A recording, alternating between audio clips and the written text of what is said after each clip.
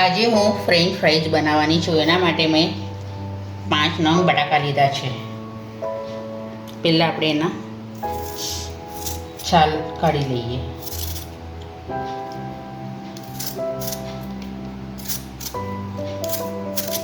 હવે આપણે French fries કાપી લઈએ.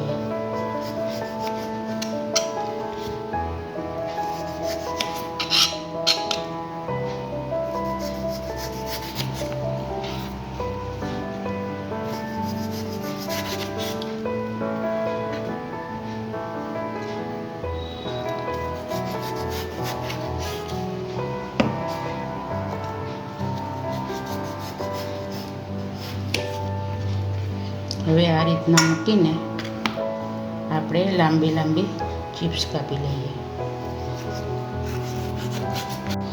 આ રીતના બધી એક સરખી કાપી લેવાની.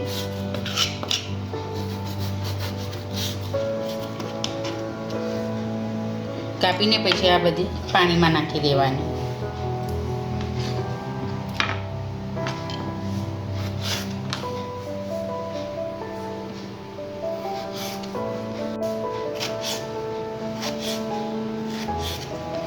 આ રીતના કાપીને પાણીમાં નાખી જવાનું. લગભગ 3 થી 4 વખત આ પાણીમાંથી ધોઈને કાઢવાના છે, એટલે એનો બધો સ્ટાર્ચ પાણીમાં આવી જાય.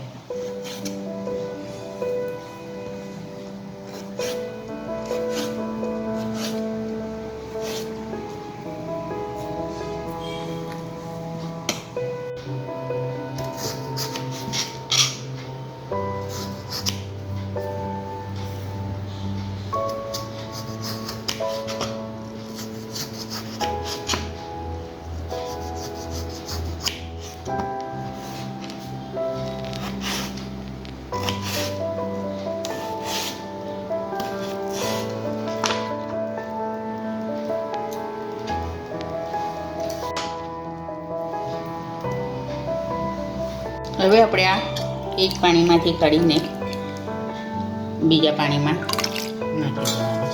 આવી રીતના 3 થી 4 વખત કરવાનું છે. પછી છેલ્લે ઠંડા પાણીમાં નાખવાના. છેલ્લે હવે આપણે ફ્રીજનું એકદમ ચીલ્ડ ઠંડુ પાણી, એમાં આ બધી ચિપ્સ નાખી દેવાની અને 5 થી 10 મિનિટ માટે આમાં રહેવા દેવાની.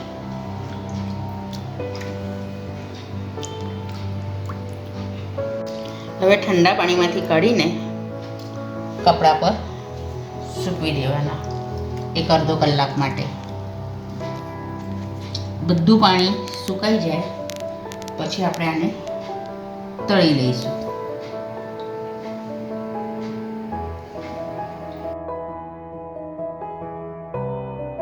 આ રીતના બધા નેપકિન પર સૂકવા મૂકીને ઉપરથી બીજો નેપકિન લઈને ધીરે ધીરે દબાઈને બધું પાણી કાઢી લેવાનું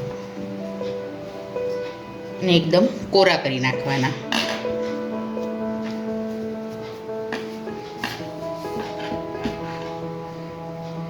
આ રીતના. હવે આના પર આપણે કોર્નફ્લોર નાખીને પછી આપણે આને તળી લઈશું. હવે આપણે આ બધી ચિપ્સ અંદર એક બેગમાં નાખી દઈએ.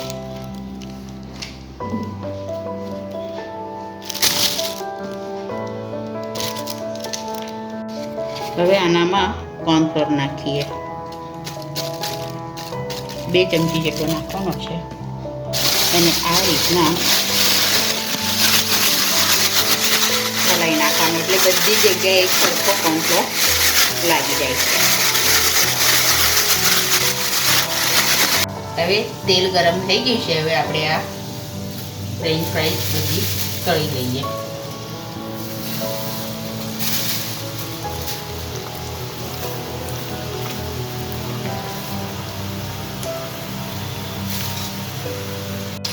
એક 5 મિનિટ માટે ગરમ તેલમાં રાખવાની, પછી તળી લેવાની. પછી 10 મિનિટ ઠંડી થવા દેવાની અને ફરી એને તળવાની.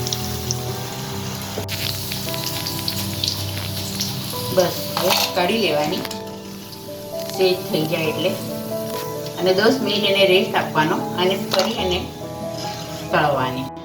હવે આ ઠંડા થઈ ગયા છે. હવે આપણે છે ને આને એર ટાઈટ ડબ્બામાં મૂકી દઈશું અને આને ફ્રીઝરમાં સ્ટોર કરવાનું. 6 મહિના માટે આ ફ્રીઝરમાં સારા રહે છે. અને જ્યારે પણ તમે તળો ત્યારે સંભાળીને તળવાનું, કેમ કે બરફ ઉપર જામેલો હોય ને, તમે તેલમાં ગરમ તેલમાં નાખો એટલે ઉડે તેલ, એટલે સંભાળીને તળવાનું. હવે આપણે આને બીજી વખત તળી લઈશું. હવે આપણે ફ્રેન્ચ ફ્રાઈઝ બીજી વખત ફરી તેલમાં તળી લઈશું. હવે આને ગોલ્ડન બ્રાઉન કલર કરવાનો છે, એટલે તે ક્રન્ચી થાય પછી ઉતારી લેવાનું. હવે આપણે ગોલ્ડન બ્રાઉન કલરના થઈ ગયા છે ફ્રેન્ચ ફ્રાઈઝ. હવે આપણે કાઢી લઈએ તેમાંથી.